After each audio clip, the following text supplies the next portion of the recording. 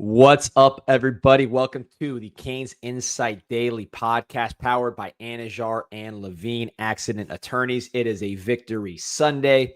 Miami beats Bethune. More importantly, the Gators lose. So it's a double victory Sunday. Shout out to USF. Could be a ranked matchup next week. We will celebrate that defeat, though those tears. We'll be celebrating all those and is also breaking down the game. A lot of players got in against Bethune. Clean game, no injuries. Feeling pretty good about that game for what it was. And now you move on to some tougher competition. First, I want to talk about some folks that can deal with tough competition. That's Anajar and Levine Accident Attorneys. If you or someone you care about has been injured in an accident, you could be entitled to specific compensation. Dial 1-800-747-FREE, 1-800-747-3733. Take back control of your life with Anajar and Levine. All right, man. Feeling pretty good right about now.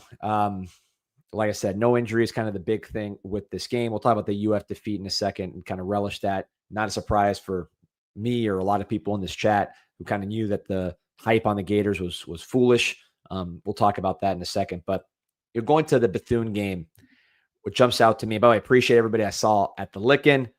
Shout out to everybody that stopped by there. Appreciate everybody that we saw at the game. It was just a really cool experience. A lot of Canes fans showing love. So, again, appreciate all of you guys. Shout out to everybody. Let's start. Just go position by position, just because that's the easiest way for me to kind of digest this game. Carson Beck running the first team offense was pretty much perfect. Touchdown every drive. He missed one throw to Malachi, which would have been a nice throw. I'm sure he wants back. But other than that, man, he was pretty much perfect. Set a completion record, consecutive completion record. Ball looked good coming out of his hand, accurate. When you see a team like UF and some of the misses they had on some easy throws, you appreciate someone who makes the throws he's supposed to make consistently. I think that's Carson Beck on top of having that big-time tool set that he does at the quarterback position. So he was as good as you could ask for. Release looked quick. I mean, again, competition wasn't there, but here's the truth of the matter. It's not going to look like this, but rest of the schedule, he's going to have a major advantage against every team he plays, particularly up front, until you get really to the playoffs. Our offensive line is significantly better than what you see in the ACC and really what you're going to see the rest of the non-conference. So he's going to have that talent advantage.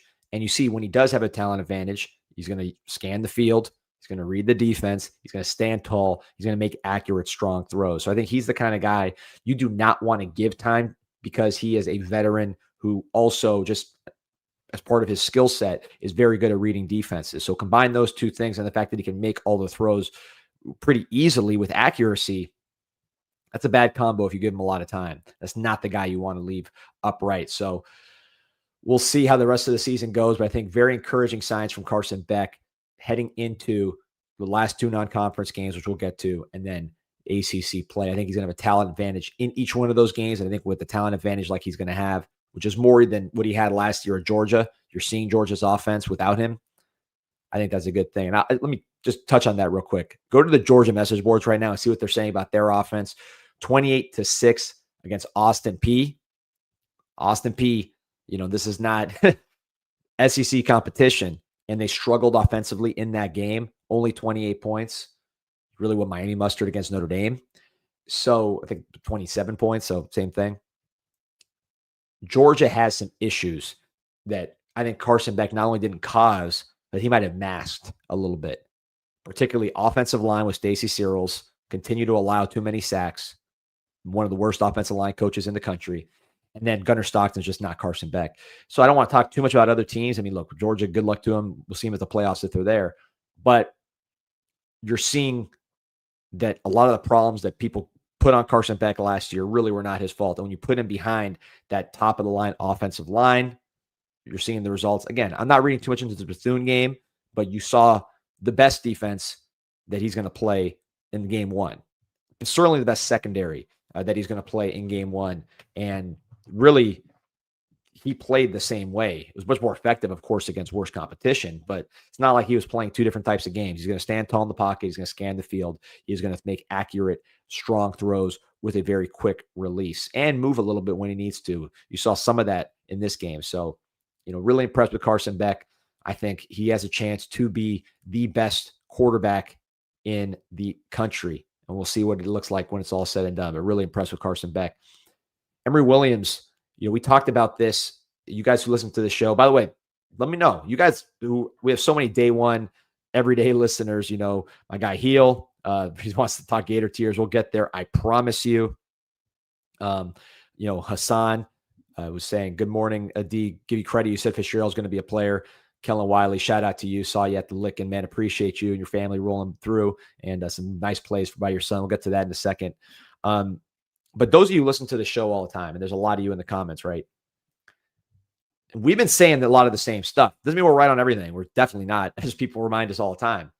But I don't think the team that you're seeing on the field is that much different than what we on the Kings Insight Daily podcast have been talking about all camp, right? I mean, you're seeing a lot of those things, both from the starting players and from the guys who are moving up the depth chart, the younger players. I think, tell me if I'm wrong, but I really believe that the Kings Insight Daily listeners are more informed, and I met a lot of them yesterday. Again, appreciate everybody stopped by. They're more informed than anybody watching any of this stuff, because you're seeing the team. Are things you're seeing that much different than what you were hearing all spring, all fall, all summer? So appreciate you guys joining us, Temi. Again, appreciate your support. So one thing we talked about during camp was Emery. The big thing I said about Emery was he looks twitchier and more athletic. Just he's worked on his body.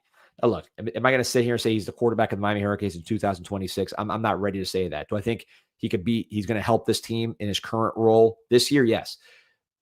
But we talked about the biggest difference from him is that he just looks twitchier. He looks more athletic. He looks stronger. He's worked on his body. He's matured physically, always been very good mentally. And I think you saw some of that in this game. Not perfect. Obviously, he missed that pass to Ray, which would have been an easy touchdown. But I think you can see with Emery, he's running better. He's just moving better. The ball's coming out of his hand quicker and more powerfully. You don't have that kind of ugly release that you saw at times last year. So I think you're seeing the work that he put in on his body and on his game show not quantum leaps, but just positive steps that we saw here yesterday. So good job by Emery. Again, I think that athletic ability that he improved. He's not going to be, John Mateer, right? But he's gotten more athletic and he's running. He's more confident with what he's doing. Wide receiver, a lot of questions about JoJo. I'm digging into that. I think he's nicked up still. But I'll get you what I can say. I'm not even holding back. I actually don't know right now. I'll find out, and if I can share it, I will. But Malachi Toney, CJ Daniels, I don't think there's any surprise there. Our top two guys all camp. They're still our top two guys. Certainly our top two guys against Notre Dame, and then Bethune. The quickness of Malachi Toney, the ability to get in and out breaks, outstanding. CJ Daniels, you saw that, by the way, touchdown pass from Beck. The first one was unreal. Second one was good too, and he made some good plays on both of those. But a contested catch guy, a trustworthy guy, great hands. What I like about CJ Daniels the most is just what's in between his ears. You saw him just leading this team all summer as far as the receiving room. He's the oldest guy in the room, most mature. I would say most mature. There's some mature guys, but he's certainly at the top of the scale in terms of maturity, and really puts a lot of effort into the younger guys on top of working on his own game, which you saw. So the blocking, I want to highlight. Shout out to Kevin Beard, right? Shout out to Kevin Beard, because those wide receivers are blocking like animals. CJ Daniels probably the foremost among that group, but those wide receivers are blocking their butts off. And I think you saw it against Notre Dame. Play Bethune, you think you might take a step back. You're not. All those perimeter passes early in the game, the reason they're able to do that is because the receivers were blocking, were putting a lot of effort into the game. Shout out to Coach Jenko. What's up? Shout out to your class. We'll shout him out again here. They got to study a little bit, but when they're not studying, we'll shout him out. Ray looked good this last night. Speed is there this year. Credit to you, strength and conditioning coach. Who's going to say the same thing? I'm glad you brought that up, the lab. Yeah, Ray looked good. He looked fast. I said it in spring. I said it again in camp. He looks faster. I don't know if it was just the less of that number or whatever that just kind of made him look not as good. But I'll fix this lighting here. I think he definitely looks faster, looked more explosive. You saw that. It would have been a really great day if they hit him on that long pass, but it happens. I think he had a really, really good job. Here that Michael Irvin was complaining about DJ volume. I got to watch that video. It was awesome seeing Irvin. He talked a lot to CJ Daniels on the sideline. He was talking to Carson Beck in the fourth quarter. You can tell they're having a serious discussion. So I like having Irvin on this team, man, because he's real. He's not maybe he likes the cameras a little, but he's real. I don't think the camera, she changes too much with the camera on and off, and his energy is real and the credibility is obvious. He's a gold jacket guy. So when a gold jacket guy is that invested, I think that says a lot to these players about who he is and what he can, bring to them from a mentorship standpoint. Other receivers that caught my attention, Dalen Upshaw, right? Dalen Upshaw, I thought was outstanding in his limited minutes. There's limited snaps. You talk about Malachi Toney, Josh Moore. Those guys have gotten a lot of playing time with the ones. I think what you're going to see here now is why not Dalen Upshaw getting that kind of playing time? He's somebody who can run routes. He can run after the catch, as you saw yesterday. He has good hands. His size is there. I like Dalen Upshaw, and I think Dalen Upshaw is a guy that as the season goes on, you might see more and more because he's not deficient in any category. That doesn't mean he's a perfect player. That doesn't mean he's, 99s across the board. But there's no like huge hole in his game where you're like, all right, he's got to work on X to get on the field. I think he's pretty complete. He'll get better, obviously, as he gets older, but he's a pretty well-rounded skill set. I like Dalen Upshaw. I've always liked him since high school. I think he's going to be on the way up in this rotation. Any other receivers wanted to highlight? Tony Johnson caught a pass. That was nice to see. But overall, really like the receiver group and what they did from a just effort standpoint, blocking standpoint, led by CJ Daniels. Tight end group, I think Lofton is still banged up. I saw him limping around a little bit. Just he wasn't moving very well, like between the plays. Watching him in the stadium, everybody knows I'm a huge Lofton fan. I thought he was the best player around in spring. I think most people who were at practice, people get on me for that take, but I've never seen anybody who was at practice disagree with me on that or push back on that. So this was a guy who was really, really good in spring, really good last year, all year in his opportunities. Injured in camp, and still to me doesn't look right. That you could tell they're trying to get him involved, trying to kind of force feed him to get him going, but I just think he's not fully healthy. I'd almost consider sitting him just to get him right. Again, I don't know. I'm not a doctor. I don't know what's happening on the medical side, but I know Lofton is capable of more than what he's shown physically. I just think he's just getting his body right. And he will eventually be there. But in terms of the other tight ends, you saw Luka Gilbert, Brock Schott, both those guys showing what makes them very, very exciting tight end prospects. I think with Luka Gilbert, people assumed he was a blocker. We said this all camp, by the way, those who listen to the show. People assumed he was a blocker because he blocked so much in high school. He's 6'7", 260. But blocking actually is probably the weakest part of his game right now. I think it's eventually going to be a strength of his game because he's willing and he's so big. But, he's a freshman. So, that takes time for all freshmen tight ends. But his receiving is actually the strength of his game, as you saw in the game yesterday. He can run routes. He catches the ball with his hands. He plucks the ball outside of his frame when he needs to. Didn't need to yesterday. But he's a very, very good receiver, and I think his blocking is going to be a plus category as he gets older and more physically mature, but he's definitely got the size. Brock Schott, man, shout out to Grandpa Schott. I know he's in the chat. Shout out to his dad. Shout out to the whole fam. Great performance by him. We said it. The thing with him that I think makes him different than all the other tight ends in the room is his speed. This guy is legitimately fast and it has great acceleration on top of being a weight room beast and very tough. So you saw him catch a couple short passes, run through tackles, and just accelerate like he came out of a rocket. That's what makes him unique. He is just very, very fast, legitimately like a 4.5 kind of guy, and he can get to his top speed very fast. So I think you saw that with Brock Schott, the strength, all that weight. He's a beast in the weight room, and you saw that. He also played some kickoff, which I think he can probably do all year. I would keep him on kickoff team. I think he's a monster there because of his speed and his toughness. Canes Cap pointing out that some people thought he was a better linebacker than tight end. I think he can do both. Obviously, he's a tight end for us, and you saw why with the ball in his hands. But really impressed with Brock Schott. Running back room, I should get to these guys. Marty Brown does what he does. He's going to be rock solid. Loved talking to him for Storm Sessions. You can check that on the official Miami Hurricane site. But Mark Fletcher, man, I want to give some love to Mark Fletcher because I don't think we talk enough about Mark Fletcher and just how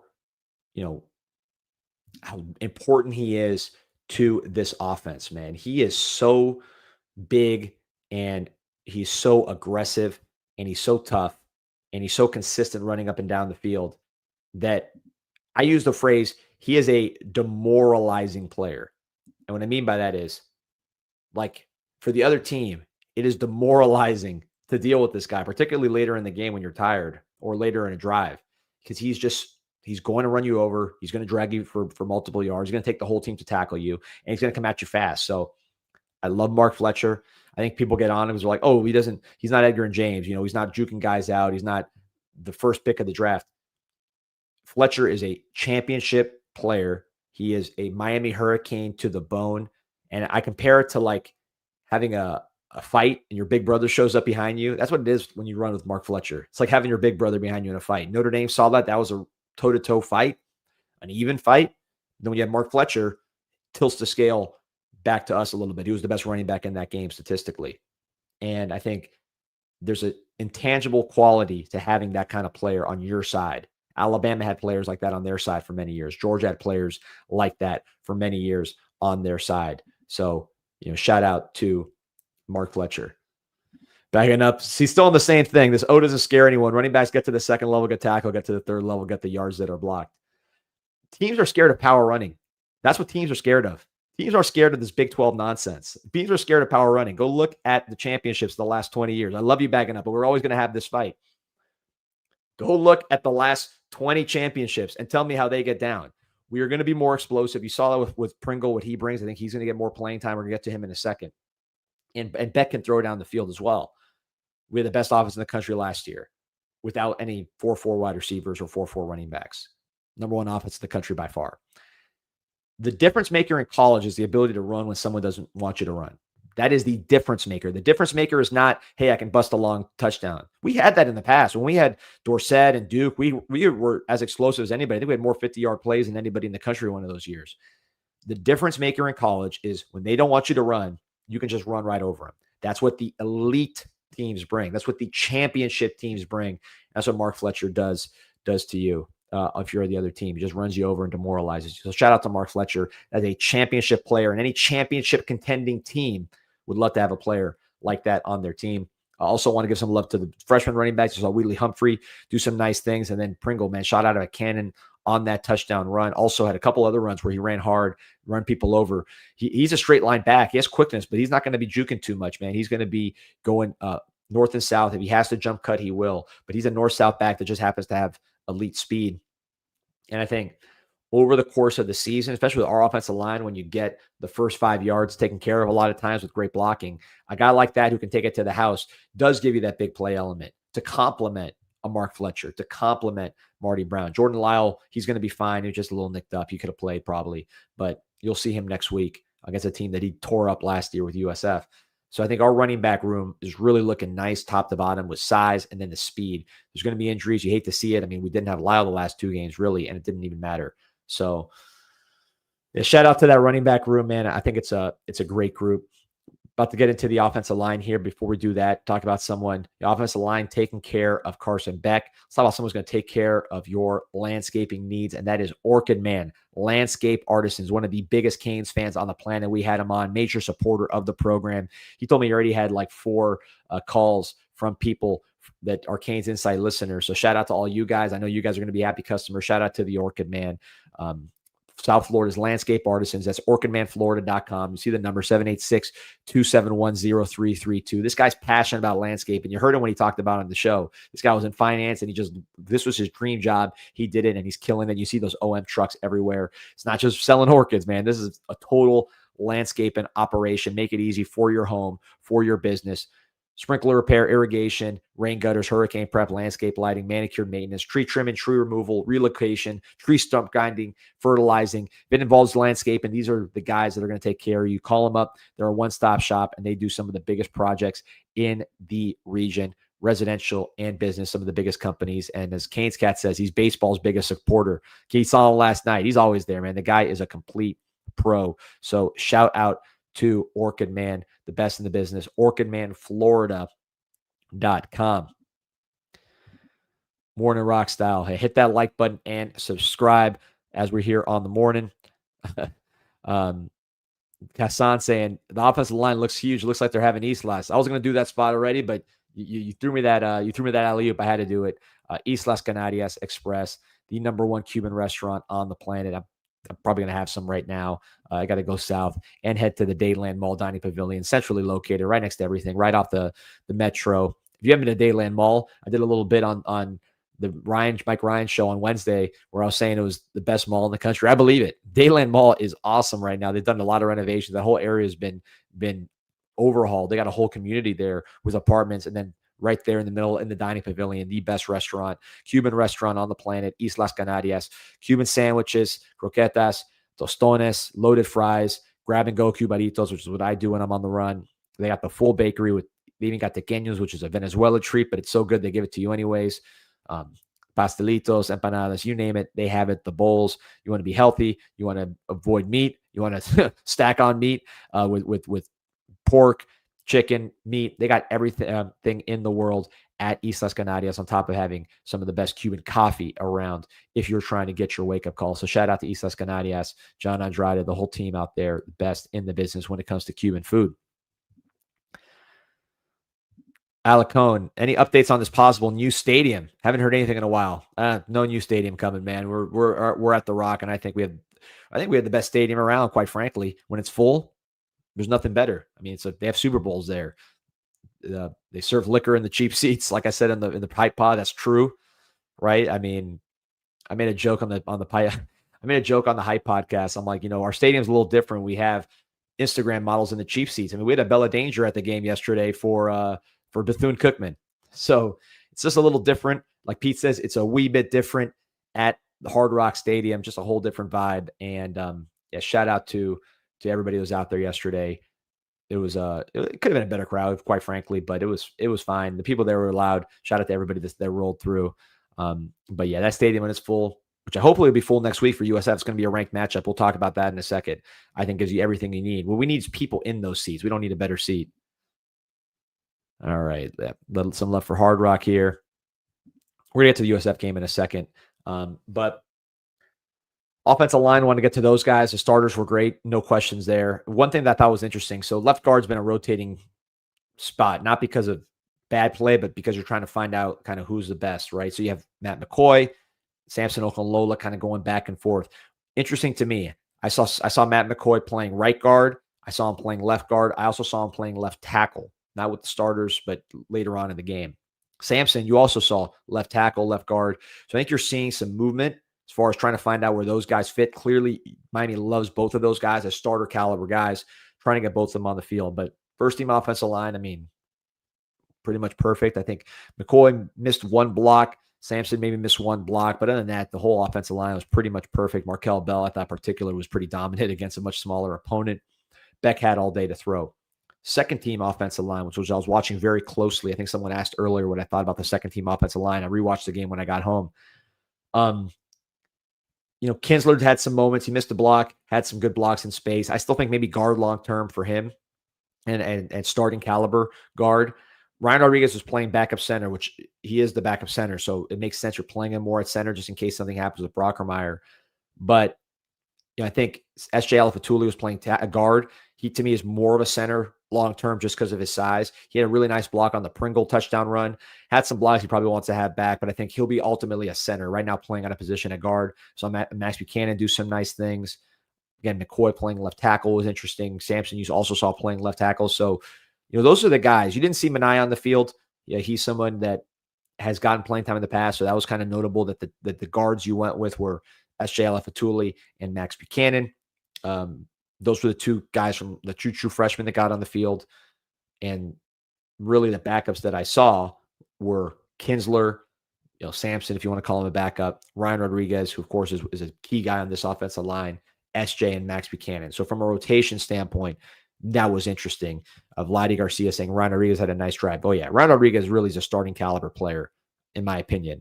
I think the only reason he didn't play, he's not starting this year, was because he got hurt last year. So he brought in Brockermeyer to just be kind of a safe option. He's been playing great, but Ryan Rodriguez, I don't think there's much of a drop off at all from Brockermeyer to Ryan Rodriguez. I think Rodriguez is a starting caliber player.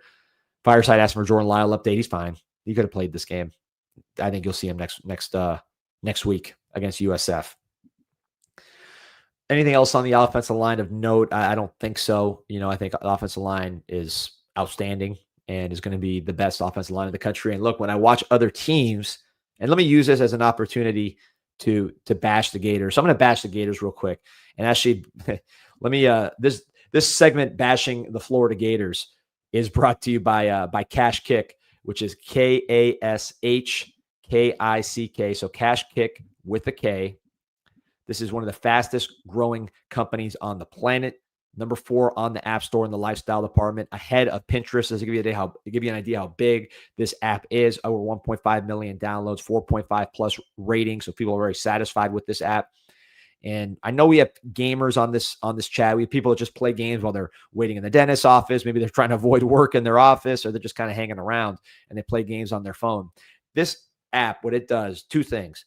First thing is it just combines all of these apps, or all these games on the app. So you can just download the app and you can scroll through and you see all the newest cool games. They have them, all the classics. You got them right here. So you don't have to go look for them. You don't have to download a million different games. Cash Kick will put them all together for you real quick right here. As you see, I'm scrolling down. I mean, there's a million games. Any kind of game you want to pass time, casino, something more kind of like Dragon City, something a little more RPG style. Something simpler, just straight bingo. I mean, they got any kind of game you want. Mahjong, solitaire, all organized here on the Cash Kick app.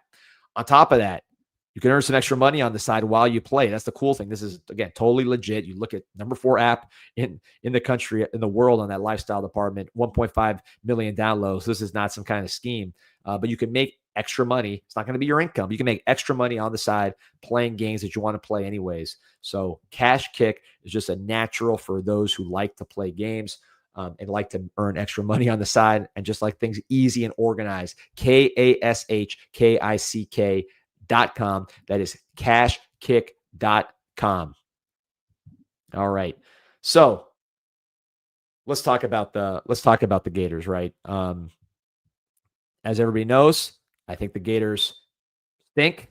I thought the Gators were horrible last year. I said all year, I said these guys are one of the worst teams we're going to play, and they were one of the worst teams we played. They actually did not even prepare us for the ACC because they were so bad. So that was last year. They had some kind of fluky wins last year and decided that they were not going to run. They didn't need to add to their team. They weren't going to go to the portal and actually try to improve their team like everybody else did. They brought in the 78th ranked portal class. They spent a ton of money to finish 10th in recruiting, and they thought that was going to save them with DJ Lagway. I did not buy that, but the national media did. They were ranked 13th. People like Pro Football Focus said they had a better offensive line and defensive line than us, which is comical, but that's why you take all their stuff that website says with a giant grain of salt. But I was trying to understand why a team that sucked last year and added nobody and had a coach that consistently puts 10 men on the field and has players spitting and all the other nonsense that they do, why that team, which sucked, is suddenly good without adding any new players. That concept was bizarre to me, but others believed it. What can I say? National media. Now, you saw yesterday against USF, a team that just lacks talent and lacks coaching. Other than that, they're phenomenal, but they lack talent. They lack coaching. They do not have good players. Now, listen, they have some good players. I think I compare them to like a Virginia Tech last year. And people were like, oh, Virginia Tech's not as talented. I think Virginia Tech's talent last year is every bit as good as Florida this year. I mean, look at the quarterback. So I'm a DJ Lagway fan. I think the guy's got a lot of upside. My thing on DJ Lagway is I think his team stinks. So he's in a bad situation because he's counted on to be Superman. He's not a finished product yet. He's super talented. He's not a finished product yet, but he's being counted on to be Superman on a team that stinks. And he himself needs help to develop. He'd be great with our team, but with the team that stinks, he's not there yet. You saw that in that game. I mean, really, he's the kind of guy that his upside's very high. When he plays great, he plays great. But when he plays bad, misses a lot of throws. Physically great, big, strong, fast, can throw, although he's maybe a little too heavy right now. But he misses a lot of easy throws, and he didn't have a lot of help around him. Similar to a Drones from Virginia Tech, who we've seen his highs because when he played against us, he looked like one of the best players in the country, but then was very inconsistent outside of that, right? You look at some of the talent Virginia Tech had last year. Tootin, one of the better running backs around. They had 2 wide receivers that had a chance to play pro. I believe one of them got drafted. Jalen Lane was a 4th-round pick. Dorian Strong got drafted at defensive back. You had another defensive back that went to LSU and was the best player on the field for LSU's defense in Mansur Delane. You had another safety that went to Notre Dame and started for them, and Stroman. This is Virginia Tech. You had 2 defensive linemen that got drafted and caused us a lot more problems than Tyreek Sapp and Caleb Banks did, which is Antoine Powell-Ryland and Aeneas Peebles. Those guys were way better than Banks and Tyreek Sapp when we played them. So, and then their left tackle, Xavier Chaplin, went to Auburn, and he's going to be one of the best left tackles in the country. He's going to get drafted probably first round. I don't think UF has that much more talent than that. I really don't see it. I know they're ranked high in mock drafts and PFF and all that, but when I watch them, I don't see it. I didn't even see Caleb Banks and Tyreek Sapp when they played us last year. So the roster to me is way overrated. They have enough talent to beat you, as Virginia Tech almost did to us last year. They're a trap game to us. They can beat us because we don't play well, but they're just not good, and they're coached poorly, and their fans are delusional, and their players are absolutely out of control. You look at the spitting incident right after Jalen Carter. I guess he got inspired to be an idiot. So, it's a program that is really irrelevant on the field, but we're trying to make them relevant outside the field with some of the things that we slap on them ratings-wise. But if you look at the team, honestly, which I try to do, I didn't say the same things about Notre Dame. You didn't see me talking about Notre Dame being bad or this or that. Notre Dame was a real team. I don't like Notre Dame, but they were a real team. They're a real program. They have a real coach. UF's not a real team. They're pretty embarrassing. And if we lost to them, it would be equivalent of them losing to USF, probably even worse. So you hope that we stay focused for that game because, again, they can beat – it's college football. They can beat you, but they're very bad. And they look like garbage against USF at home. USF deserved to win the game. I believe they outgained them in that game. They threw the ball better. They ran the ball well, and they were just a tougher, better coach team. So shout out to USF. Be a ranked. We're trying to get college game day for the Gator game. Maybe we get college game day for USF. I don't know what the other games are next week. I think it might be a little tougher slate. So the negative is we don't get college game day because Florida's not good enough to earn that spot. But we do get a ranked game next week against USF, and we'll talk about that. I think the ultimately with USF, they're not big enough.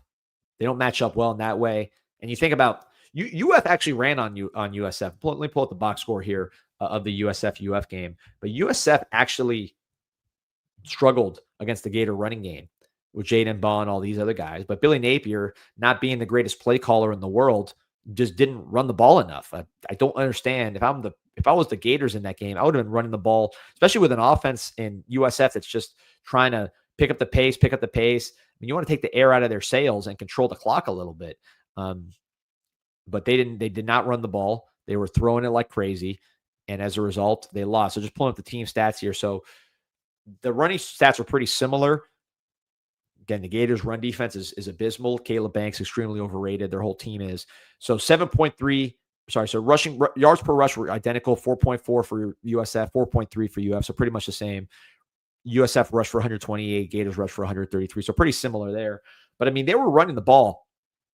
If you look at Miami against USF, remember USF had a defensive tackle that's starting for LSU right now last year. So they've gotten worse. They've lost players. But if you look at since last year, but if you look at when Miami played USF last year, we had Elijah Lofton, a fullback, Damian Martinez at running back, and Ward was pointing to where he was going to run, and we still ran it.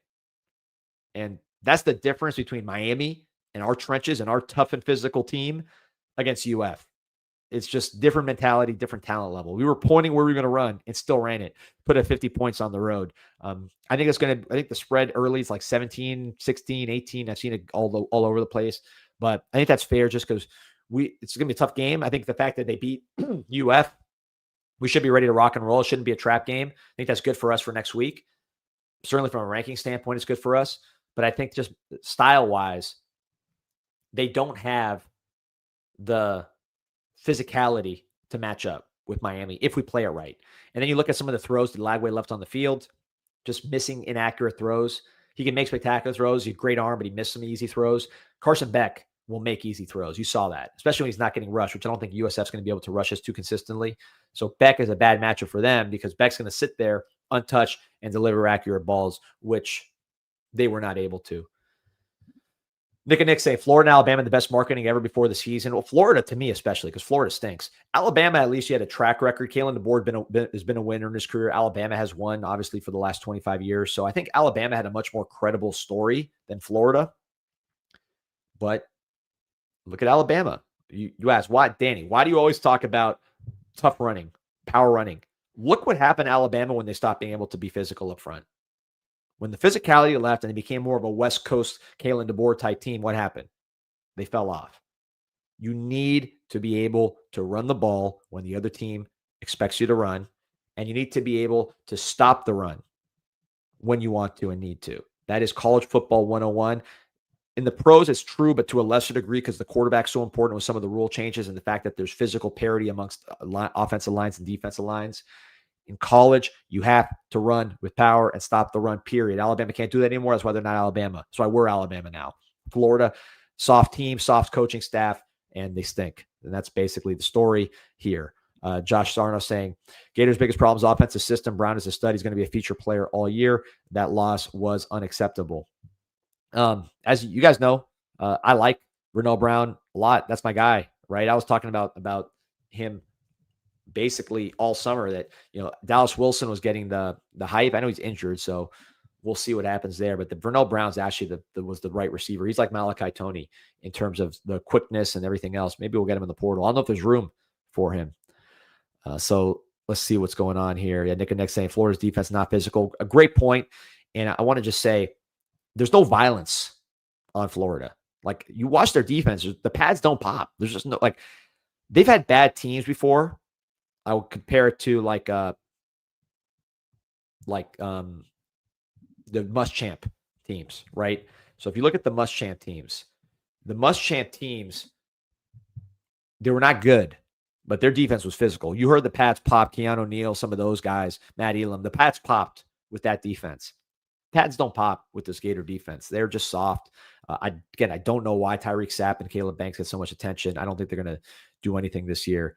Hassan asked, "Do you think they'll fire the coaches and most players hit the portal?" I think that's possible. So, let's take a look at what we want to steal on that team. I'd steal definitely Vernell Brown, although I think we got some pretty good receivers in the pipeline. The problem is they kind of stink, so there's not that many guys you want. But I don't know. Maybe Lagway gets a redemption tour. He got to make some easy passes first. Appreciate you, Orange and Green Blood. Hit that like button, like and subscribe. So Josh is saying, I relish the misery of the Florida Gators. Listen, if you truly relish the misery of the Florida Gators, I got to tell you about the number one thread on the internet. So here we go. Let me just pull up CanesInsight.com, 7.5 million posts and counting.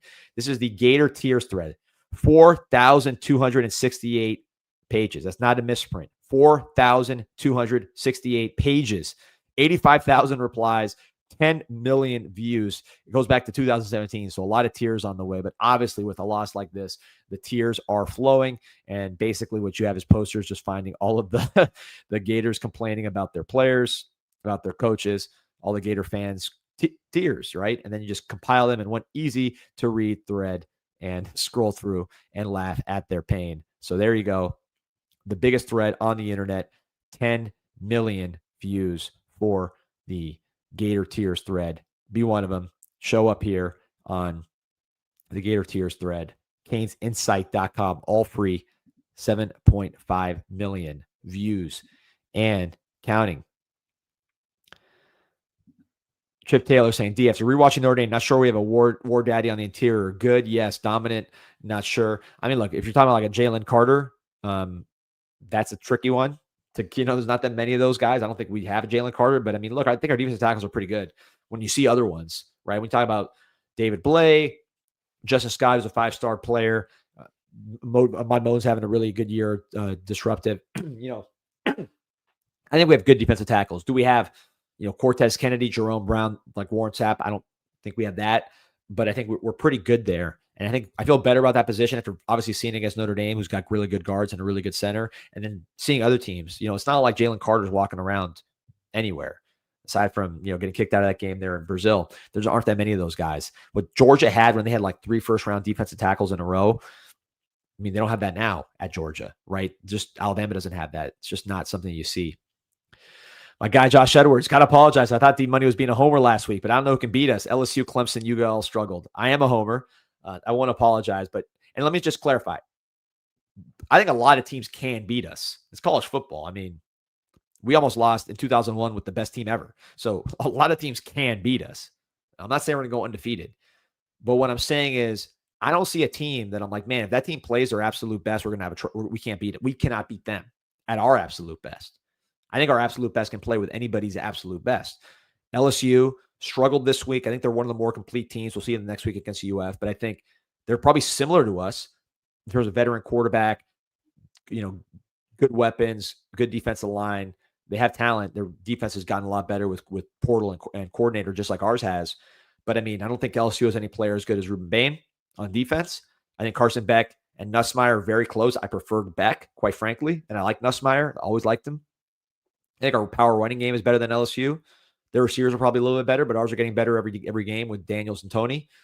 And our offensive line, like I said, is the best in the country. Clemson, I just think they're too small. They have good players, but they're too small. And Georgia, they're missing Carson Beck. It's not that NIL's hitting them hard. They're not as stacked as they've been in the past.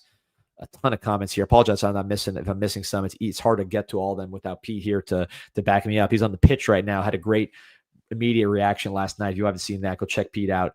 Always great after the catch. Oh, sorry, I'm reading a comment. He's always great after the games. He's great after the catch too. Bagging up. This is a top 20 offense. Keep it real. I mean, yes, obviously, to me, it's top 10 offense bagging up. Yeah, I'll break it down for you. We have a 23-year-old quarterback who's a first-round pick. That's start right there. So who has that? LSU might have something like that with Nussmeier. Lagway, they're talking about is the best quarterback in the country. He can't complete a 10-yard pass.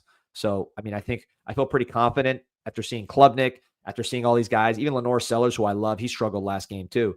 I think our quarterback situation is at a minimum top 5 in the country when you consider experience and talent. Push back on me, call me a homer on that. I think there's good evidence that that's the case. So quarterback, we're great. Running game, how many running games are you trading us for? We outran Notre Dame, who Notre Dame going into the season, you would have said is the best running game in the country. We outran them. So I think if that's the top and we outran them, I mean, how many more running? And that was without Jordan Lyle, who was hurt, who was our number 1 back in that game. So I would put our running game against anyone in the country because of the power element and how hard it is to match up against. I know bagging up, you believe we need more speed, but look, Pringle's getting in on the action. Plus, we average a lot of yards per carry. So I think our running game is stacks up with anybody, and I put it at least in the top 5. So that's top 5 quarterback, top 5 running game, and I don't think those are controversial takes.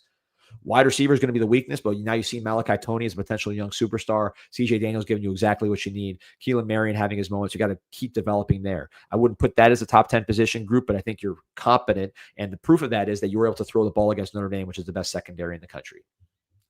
And then offensive line, I think, is the best in the country, number 1, excluding nobody on offensive line. So put that together. Best offensive line in the country, top 5 quarterback who's 23 in experience, and what's his record? 26-3. 5 top 5 wins, top 10 wins. I would say, yeah, I think we are. I mean, our running game can run on anybody. I think we have a top 20 offense, hands down, no question about it. Top 20 offense for the Miami Hurricanes. We got to do it. You got to do it over the course of the year. But talent-wise and the way what they've shown through 2 games early, but Notre Dame's a great test. That's the top of the scale. So you're testing yourself against the very best. I think this is definitely a top 20. I think it's a top 10 offense in the country, and probably along with LSU, the most complete. Sworn to the Storm. Great name, by the way. We are built to control the clock. That's half the battle. Keep the madness stuff in your room. I agree. This is big boy football. This is winning football. And also, it's not just the power running game to control the clock. When your quarterback's 23 years old and can make easy passes and do it accurately, that helps control the clock as well.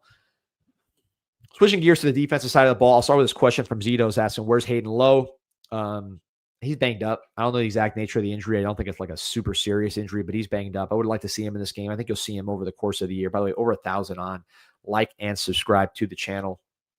But defensive ends played great. I mean, Bain is Bain. Messidor is Messidor. One name I want to highlight Blunt was banged up. I'm trying to find out what's up with Blunt. I think he was just banged up, but obviously would love to see him out there. I think he's a really good player. Defensive end I want to highlight. A lot of young guys played yesterday, but a guy that played with the first team, Marquise Lightfoot, man. In the stadium, Marquise Lightfoot's speed and explosiveness is absolutely eye-popping. I mean, this guy flies in person. I don't know how it came off on TV. Well, I mean, I watched the replay, and he looked pretty good on TV. But, man, he was electrifying, number 12 off the edge. Coming from that backside, he was chasing stuff down. He was blowing stuff in the backfield. He was running things down. His motor runs hot. Plus, he's super fast. He's not afraid of contact, even though he's not that big. This guy's got like wide receiver speed. I am extremely, extremely impressed with Marquise Lightfoot. I think he's going to be a major player for us over the course of the year. He already is a key part of our defense. Ruben Bain, all those guys, you know what they can do. We talk about the defensive tackle position. I thought they were all, fine. Again, overmatched opponent. I did like some of the flashes I saw from Dalen Russell, Dante Simpson. I remember the game, Bethune was moving the ball against us pretty good at some point there in the second half. And I was like, man, the defensive tackles must not be playing that good. But then I watched the film, and they aside from a couple times where they got washed on double teams, I thought they played pretty well, mainly Dalen Russell and Dante Simpson, these backup defensive tackles. Dalen Russell made a couple nice plays, knocking guys back, making plays in the backfield. Dante Simpson causing problems, kind of like Mod Moten with his quickness and ability to get in the backfield. So really liked what I saw from him. Linebacker position, again, the starters were solid. You saw a lot of Jalen Alderman. You saw a lot of Chase Smith. Kimal Bonner was banged up. He was there in street clothes.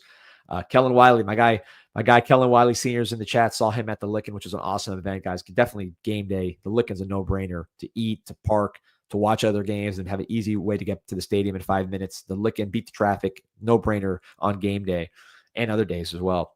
Sunday, man, they got games going on right now. But linebacker Kellen Wiley, he looks different, man. His speed, his physicality, his size, the way he hits people and they knock back. I mean, he was everywhere, man. The guy flies.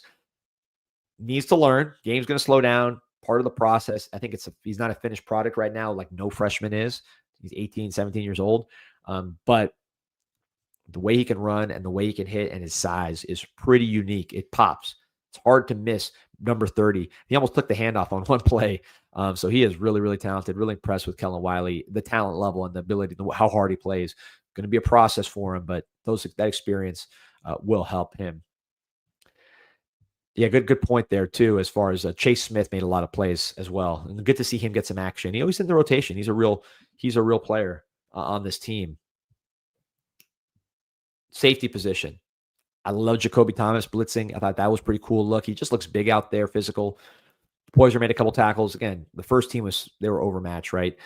Pruitt was playing a lot of safety. That's his primary position right now, but he also plays that dime linebacker when we have a ton of DBs out there. He's out there as the sole linebacker running around, hitting in obvious passing situations. So Pruitt is playing a lot of safety, but also playing that dime linebacker, versatile player, runs, hits. I'm excited about what he brings to the table. Dylan Day played a little bit. Bryce Fitzgerald. So let's talk about Bryce Fitzgerald. So Bryce Fitzgerald, somebody who we've talked about on this show a ton, right? How much have we talked about Bryce Fitzgerald? In camp, he was getting interceptions every single week. Every single practice, he was getting interceptions. I think he finished like 13 or something on the whole camp.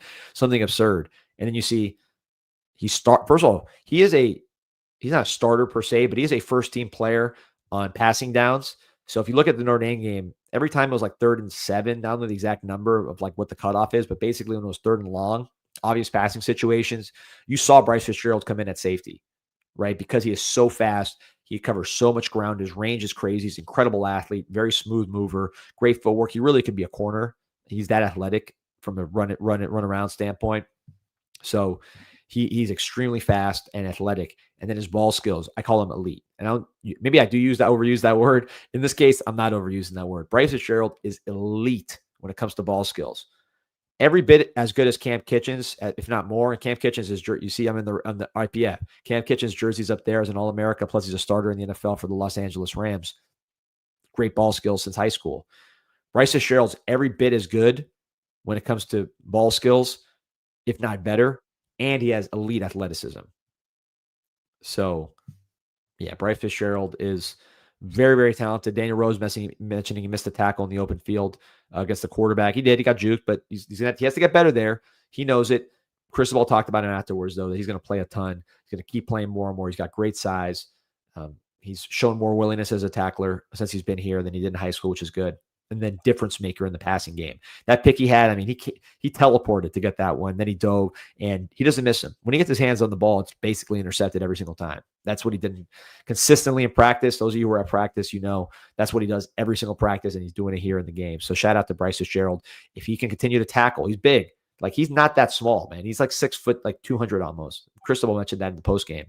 If he can consistently tackle, you're talking about first round type player because of his speed, because of his athleticism. Truth over falsehood, does our defense still concern you? We still saw the same issues as last year. I don't see the same issues as last year. I mean, last year was rough, man. Communication-wise, alignment-wise, I think we're just playing faster, playing more physical, more aligned, better communication. Now, with that said, last year, in September 7th, we weren't saying that about our defense, right? We destroyed UF, started strong, and then the issues started getting exposed around the Virginia Tech game and then the rest of the ACC play. So it's early is what I'll say on the defense, but right now I'm very encouraged. I like how our secondary looks physically. I think our secondary is just a lot more talented than last year. I like our defensive tackles, how they're playing. Bruin Bain looks like the best defensive player in America, period. Circle that, highlight that. Caleb Downs is a great player. But because of his position, I think Ruben Bain is the best defensive player in America, in college football, period. Best, number one. Run, pass, he's the best. So we got, and Messidor's playing great. So I think we're better on defense. Our linebackers are deeper, more experienced. I just think we're better on defense, but we gotta show it, right? It's September 7th. The last year, this time, we thought our defense was rock solid. So I'm gonna say wait, but I feel good about our defense, particularly that first team unit, of course. Corner-wise, let's start the nickel position. I want to shout out two guys that both of them played really well. Keontae Scott, I mean, this guy was flying all over the field. Fast, plays fast, instinctive, aggressive, fearless, flying in there on tackles. Had 3 tackles for loss, which is a lot, especially for not playing the whole game. So really impressed with Keontae Scott. I thought he played great against Notre Dame. Had some moments, like everybody, but I think overall played really well against Notre Dame and played awesome this game here. Keontae Scott looks really good at nickel. I think he's an NFL-type player with his speed and size. Isaiah Taylor, son of Jason Taylor, nephew of Zach Thomas. Shout out to his mom. Saw her at the game. This is a guy with great genetics, obviously. Hard worker, been putting in time. We don't talk about him a ton, but you put him at nickel. He's a backup nickel, and he made 2 tackles for loss and very limited snaps. So he's somebody who I think is really, really improved and gives us good depth there at that nickel position. Then corner, they didn't really get tested, so hard to say. You saw Jabari Antoine out there with the second team, which is cool to see him get some snaps. I think he's going to be a really good player. The starters are the starters. Not much to say there. I think we got really good corners, but we're not going to know really maybe until that UF game. USF will test them. Let's say USF will test them because USF actually passed a lot more than I thought against the Florida Gators, right? They passed quite a bit. I'm pulling up the box scores. They think they passed like 267 yards. Not a lot of vertical stuff, but horizontal. They did a really, really nice job. So, that's that'll be a tough matchup. I don't say a tough matchup. That'll be a telling matchup for our wide receivers, and they got to take care of business, man. And I think, for our corners against their wide receivers, they got to take care of business. So let's see. But real quick, it is 11:13. If you have not left yet, get out there to the Miami Hurricane team store. Malachi Tony, CJ Daniels, don't miss it. Right there, you can still make it. You got an hour right there at the Hurricane team store. They'll be there from 12 to 1, right there in the team store next to the Thesis Hotel, across the street from the University of Miami. You can still make it. Beat traffic. Get out there. They'll be there till 1. Get autographs, meet and greet, take some pictures with Malachi Tony and CJ Daniels, the Miami Hurricane team store. You do not want to miss this event at the team store today, 12 to 1 p.m. And you have plenty of time to watch NFL games after that. So check out the team store and some of our boys. Really, really good wide receivers. Nick saying the line's around minus 16.5 next week. That'll move around up and down, but I do think we match up pretty well. They just can't match up with our size. So we got to use that. And I think take away the short passes, the easy passes, make them get open against our receivers, kind of play nose to nose. If they bomb it on us, they bomb it on us. We'll take the hit and we'll have to come back and play. But I think take away the short pass, trust our corners, and then run the ball. run the ball, and then Carson Beck make some easy passes, be accurate, let your receivers run after the catch, and I think we're going to have a great chance. Bagging up, asking, what do you think about Poizer's performance so far? I mean, he tackled better yesterday than he did against Notre Dame. At least he didn't have as many missed tackles. I think he's a really good player. I don't think we've seen really all the stuff he can do yet. So, I mean, nothing too much in either direction, I would say, right now for Poizer. But I think over the course of the year, we'll be happy to have him. I think one thing he can do is he can match up against tight ends pretty good. He's a good cover guy. He's got length, but I'd say too early for to say he's great or to say he's not good.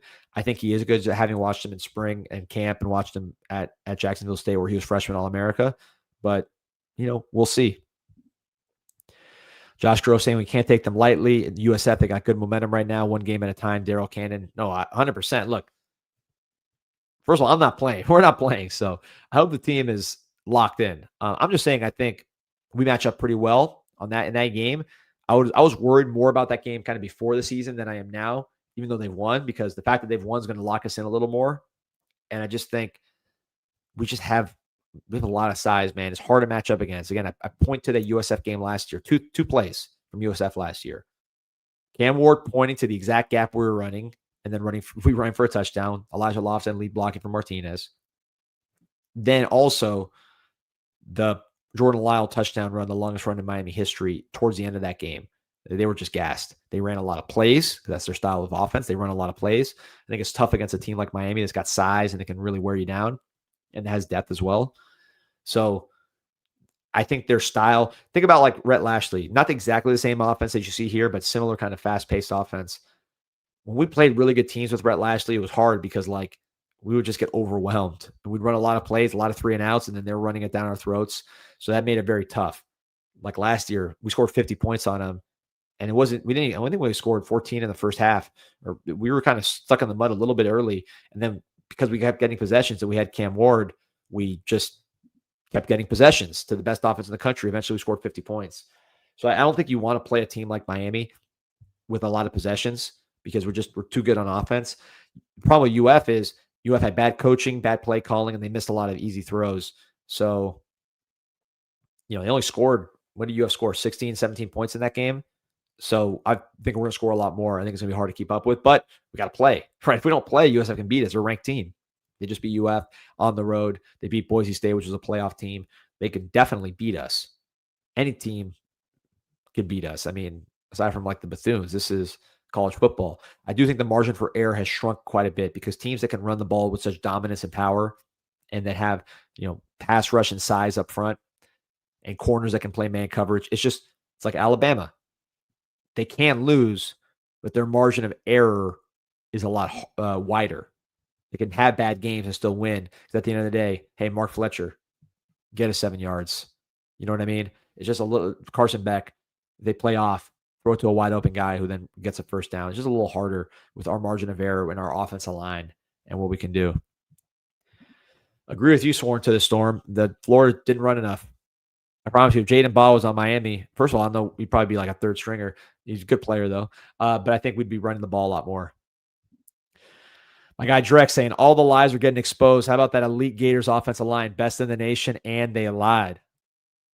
What can I tell you? You're telling the truth, man. I mean, offensive line's overrated. Defensive line's overrated. Their overall talent's overrated. I am still, now listen, I'm going to take some blame here. I'm not going to be like, oh, I'm right about this and that. I've said DJ Lagway to me, I love him. I think he's great. And he was not good last game at all. He missed a lot of easy throws. I think you have what you see with DJ Lagway, and you see a big physically big player, obviously. Huge arm. I like his mental game. I think he's smart, and I think he's competitive. So I like him mentally. I like his size. I do think he needs to lose some weight, as Drex says. He's too heavy. He's always going to be big. You want him to run a little more than he's running. Obviously, he's had injuries as well. But I think you have some injuries, he's missed a lot of time, so I think that's affecting his timing. I think in general, he's just maybe not the most accurate passer. It's like Josh Allen is going to have to really develop that part of his game. I think the team around him is not very good. I think the offensive line that was billed as a top 10 offensive line in the country is extraordinarily overrated. I think he has young receivers who can be good, but not veterans, and they overpaid for those guys. I think the way they built the team around them was idiotic to go be 78th in the portal when you have DJ Lagway at quarterback instead of trying to build around him and get young players. It was the stupidest thing I've ever seen.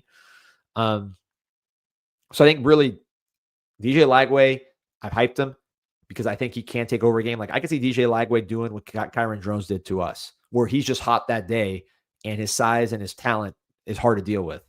So I could see that happening to us. I can see it happening to LSU next week. His upside remains to me very high. His consistency needs to get better, but I think the system around him plus his own injuries have hurt his ability to be consistent. Now, Carson Beck on the other side, extraordinarily consistent so far. Makes all the easy throws, makes all the easy reads, and can make difficult throws as well. So let's see here. Here's what Baggin' saying. He's still worried about our receivers. Good teams will shrink the game, press our wide receivers, and throw numbers at our run game. Dare us to throw the ball vertically down the field, leverage those drags. Bagging up. Notre Dame's a pretty good team. I would say they're one of the best defenses in the country, top 5. I would say their corners are top 1. So you talk about matching up our receivers and our speed. I would say their corners are the best in the country if ours aren't, if Miami's aren't. And we'll find that out over the course of the year. Their secondary is the best in the country. Again, if Miami's not, we'll find out over the course of the year. So the game plan you're describing is what Notre Dame had the most ability to do to us of any team. And they try to do it to us, but we're still able to throw when we needed to, and we ran better than they ran. Fletcher, yeah, they were trying to stop Fletcher, but he's still 230, 225 pounds going downhill, and we had the best offensive line. So we were able to run at him. So I agree with you. And if the team that does beat us, if someone beats us this year, which I think probably will happen, that's just college football, we'll probably do something like this and take away the run game. But it's easier said than done when you could just overpower guys. And then you have a 23-year-old veteran quarterback that can kind of run the show. I think our receivers against Notre Dame played much better than at least I expected them to in terms of just winning and making big plays. CJ Daniels, Malachi Tony, the game-winning plays that they made. We have to keep getting better in the passing game. I agree with you. Get Keelan Marion going downfield. Maybe get Pringle to get those big plays. I think Lyle can bring those big plays as well in the running game. But yeah, it's easier said than done, that strategy. I think we're going to be a really good offense because we have a dominant offensive line, dominant running game from a power standpoint, and a veteran quarterback. Appreciate you, Kenneth Lopez. He's saying this is a Kevin Patrick versus Mario Cristobal game. And Kevin Patrick, former Cane, cannot wait to play against Mario. USF will be jacked. We have to bring our best. I think it's going to be a good atmosphere. I mean, they're going to be a, top 15 team probably, top 20 team. They just beat UF, which is 13, and beat Boise, which is in the playoffs. So 2 ranked wins. They should be in the top 15. We'll see. We'll see. I think they're going to be jacked. They're probably going to be a little tired, too. They played a tough game last week. They'll be fired up, but I just think we have a little more up front. We have a lot more up front. So we should win the game, but that doesn't mean we will. I just think on paper, I understand why the spread is 16-type game, 16-type spread. JD says, only team that can beat us is FSU. That'll be a close game. Let me be clear because I'm Mr. Sunshine Pumper and optimism. I think a lot of teams can beat us. I mean, a lot of teams will beat us, but I think a lot of teams can beat us. There's a lot of parity in college football this year and in this era. So a lot of teams can beat us. Doesn't mean they will beat us.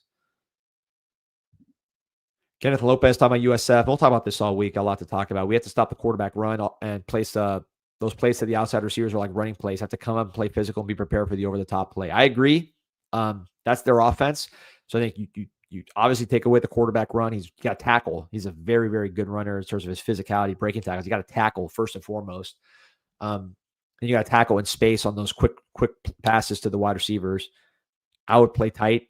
You're going to risk the risk of a deep pass, but I think it's going to be hard for them to pass it deep consistently because the quarterback's not that good at it. Our corners are very good, and Ruben can get home in Messidor. But I think you have to take that risk. Maybe they hit one on you, and you have to just eat it. But I don't think you cannot get just eaten alive by quarterback run, by these quick running passing plays and run after catch. You got to just trust your corners and I think take out their quarterback. And USF ran for 1.9 yards last year per carry. So we did a good job against the running game last year. Got to do it again. The guy that killed us last year was that number 27, that little slot receiver. That guy killed us for USF last year. I mean, we won 50-14, 50-15, whatever it was. So no one really killed us too bad, but he really hurt us. A lot of pick plays that year on I remember Daryl Porter was getting offensive pass interference all day. They didn't call it. But that's what we have to deal with. George Blissett, my guy, grandpa, said it was great to see those young tight ends play last night. Yeah, man, your son's the talk of the town, or sorry, your grandson's the talk of the town. Brock Shot, he was shot out of a cannon on some of those short passes. He is, I said it earlier in the show, very strong, extremely fast. His acceleration is outstanding. He can really, really, really run. Number 38. Okay, I knew it was one of those numbers. He called Michael Montavo says Walmart Restrepo. That's exactly what he was. We don't have to worry about him. So listen, guys, appreciate everybody's support. Over 1,200 on. My voice is gone. I'm at the end of the rope. Like and subscribe to the show. Appreciate everybody joining us. Appreciate all of our sponsors. And if you still can make it, it's going till 1. Miami Hurricane Team Store, Malachi Tony, CJ Daniels, 12 to 1, meet and greet at the team store across the street from the University of Miami. Appreciate everybody joining us. Appreciate everybody I saw at the game. Go Canes.